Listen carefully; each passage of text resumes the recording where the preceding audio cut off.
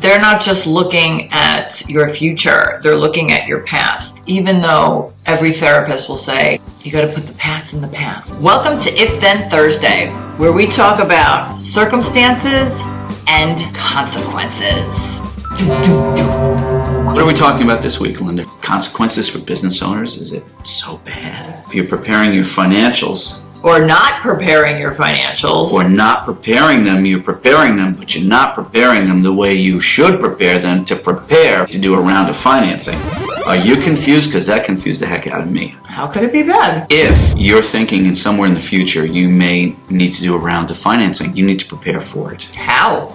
Everybody thinks it's just tax returns. So what about the tax returns? Before we write off this massive loss against income, are you thinking somewhere down the line you might want to do financing? When it comes to financing, what is it about the CPA and the net loss versus future financing? The look-back period for any traditional lending scenario is 3 years. So if you apply for a round of financing today, the lender is looking at your tax returns going back 3 years. The look back.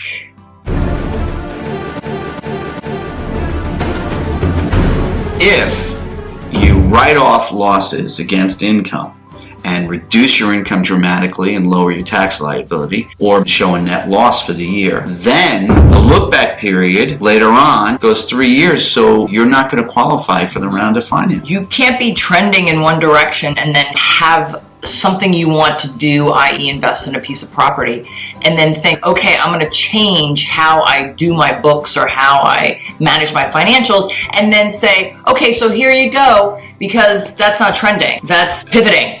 They're not just looking at your future, they're looking at your past.